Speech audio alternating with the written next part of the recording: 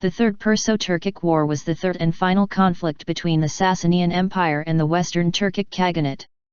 Unlike the previous two wars, it was not fought in Central Asia, but in Transcaucasia. Hostilities were initiated in 627 AD by Khagan Tong Yabghu of the Western Göktürks and Emperor Heraclius of the Eastern Roman Empire. Opposing them were the Sassanid Persians, allied with the Pannonian Avars. The war was fought against the background of the last Byzantine-Sassanid War and served as a prelude to the dramatic events that changed the balance of powers in the Middle East for centuries to come: Battle of Nineveh, Islamic conquest of Persia. Following the First Siege of Constantinople by the Avars and Persians, the beleaguered Byzantine Emperor Heraclius found himself politically isolated. He could not rely on the Christian Armenian potentates of Transcaucasia, since they were branded as heretics by the Orthodox Church, and even the king of Iberia preferred to befriend the religiously tolerant Persians. Against this dismal background, he found a natural ally in Tong Yabghu. Earlier in 568, the Turks under Istämi had turned to Byzantium when their relations with Persia soured over commerce issues. In 625, Heraclius dispatched to the steppes his emissary, named Andrew, who promised to the Khagan some staggering riches in return for military aid. The Khagan, on his part, was anxious to secure the Chinese-Byzantine trade along the Silk Route, which had been disrupted by the Persians in the aftermath of the Second Perso-Turkic War. He sent word to the emperor that "I shall take revenge on your enemies and will come with my valiant troops to your help." A unit of 1,000 horsemen fought their way through Persian Transcaucasia and delivered the Khagan's message to the Byzantine camp in Anatolia. Siege of Derbent. Early in 627, the Göktürks and their Khazar allies approached the Caspian Gates at Derbent. This newly built stronghold was the only gate to the fertile land of Akhvania, modern-day Azerbaijan.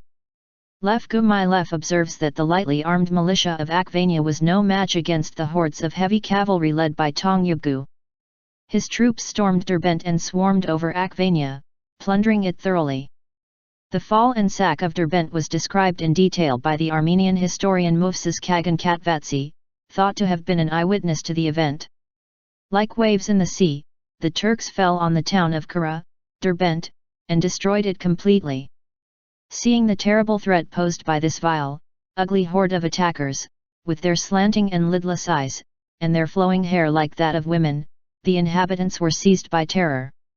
Especially terrifying were the archers, who were skillful and powerful, and rained arrows down like hail then, like savage wolves, shamelessly threw themselves on the people and mercilessly cut them down in the streets and squares of the town. They did not even take pity on the children who hugged their slaughtered mothers, but sucked the children's blood like milk. The fall of the fortress that had been considered impregnable sparked panic all over the country. Akhvanian forces withdrew to their capital, Partov, from whence they made for the Caucasus Mountains. The Göktürks and Khazars overtook them near the village of Kalankatuk, where they were either slain or taken prisoner.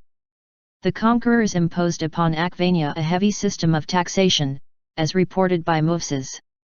The Lord of the North wreaked havoc all over the country. He sent his wardens to deal with artisans of all kind, especially those skilled in washing out gold, extraction of silver and iron, as well as making copper items. He imposed duties on fishers and goods from the Great Kara and Aras rivers, in addition to the didrachma traditionally levied by the Persian authorities. The next objective of the Turkic-Byzantine offensive was the kingdom of Iberia, whose ruler Stephanos was a tributary to Khosrau II of Persia. In the words of Mufsas Khagan Katvatsi, the Khazars encircled and besieged the famous and great Sybaritic trade city of Tbilisi, whereupon they were joined by Emperor Heraclius with his mighty army. Heraclius and Tong Yabghu, called Zebel in the Byzantine sources, met under the walls of Narikala. The Yabghu rode up to the emperor, kissed his shoulder and made a bow. In return, Heraclius hugged the barbarian ruler, called him his son, and crowned him with his own diadem. During the ensuing feast the Khazar leaders received ample gifts in the shape of earrings and clothes, while the Yabghu was promised the hand of the emperor's daughter, Eudoxia Epiphania. The siege dragged on without much progress, punctuated by frequent sallies on the part of the besieged, one of these claimed the life of their king. After 2 months the Khazars retreated to the steppe, promising to return by the autumn. Tong Yabghu left young Bori Shad, either his son or nephew, in charge of the remaining 40,000 which were to assist Heraclius during the siege. Before long these departed as well, leaving the Byzantines to continue the siege alone and prompting jeers from the besieged.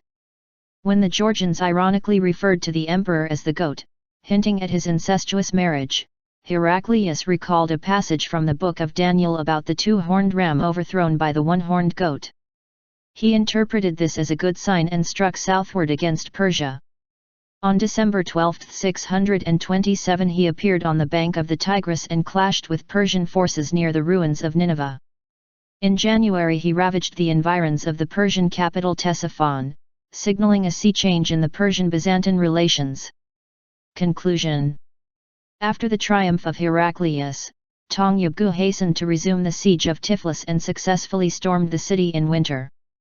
With their swords raised, they advanced on the walls, and all this multitude, climbing upon each other's shoulders, rose up the walls. A black shadow fell upon the woebegone citizens, they were vanquished and lost their ground, Mufsas narrates. Although the Georgians surrendered without further resistance, the city was looted and its citizens were massacred. The Persian governor and the Georgian prince were tortured to death in the presence of Tong Yabghu.